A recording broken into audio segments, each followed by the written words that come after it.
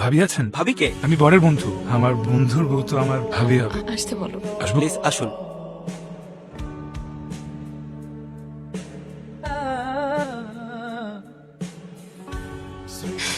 শোনো, ঈদের ছুটিতে আমি তোমার মার সাথে দেখা করতে তোমাদের গ্রামের বাড়ি যাবো। কেমন হবে বলো তো? তোমার বিয়েতে তোমার বন্ধু বরযাত্রী হয়ে আসবে তো। আমি বোধহয় সবসময় মিথ্যে কথা বলি। তুমি আমার সবকিছু। যদি আমি বিয়ে করি তোমাকেই করবো।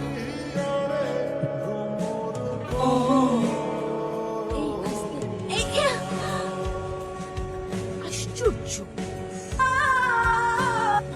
কোথায় গেলে তুমি? বাবা মারে খুললে কো তারে কান্তাছ। আমি যাকে এতদিন ভালোবাসতাম মা, আমি যাকে ভালোবাসি মা, আজকে বিয়ে হয়ে যাচ্ছে মা। তাও আমার পরশের সাথে আমি এখন কি নিয়ে বাঁচবো মা? আমি কি নিয়ে বাঁচবো মা?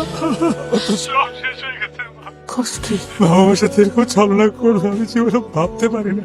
আজকে যখন দুপুরে কথা হচ্ছিল তখন বলছে যে আমি রেগে একমাত্র বেঁচে থাকার অবলম্বন। এগুলো মিথ্যা কথা বাবা, কেউ ভালোবাসে না। তুই আমাকে মাফ করে দাও। তুই এই কথা কেন কইতেছ বাবা? তুই বলেছিলেন আমার কাউরে না দেখে মন না দিতে, আমি তোর কাছে শুনি না। আমি অনেক ভুল করছি মা, আমি বেঁচে থাকতে পারবো না, আমি চাইতে পারবো না মা।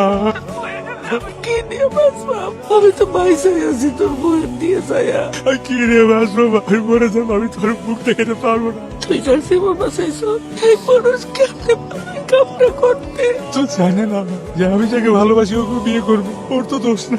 ওটা তুই পরশে দে, আমি পরশে বুঝাই করি। তাইলে পরশ নিশ্চয় তোর ভালোবাসার মানুষকে তোর কাছে ফিরাই দিব বাবা। কিন্তু ও তো আমাকে ভালোবাসে না মা। তো আমার সরলতার সাথে ছলনা করছে, আমি কি করবো মা? আমার বেঁচে থাকতে কষ্ট হইতেছে মা। তুই শহরে, এই শহরের ছলনা বুঝতে তুই থাক। আমি তোমার কাছে চলে আসবো।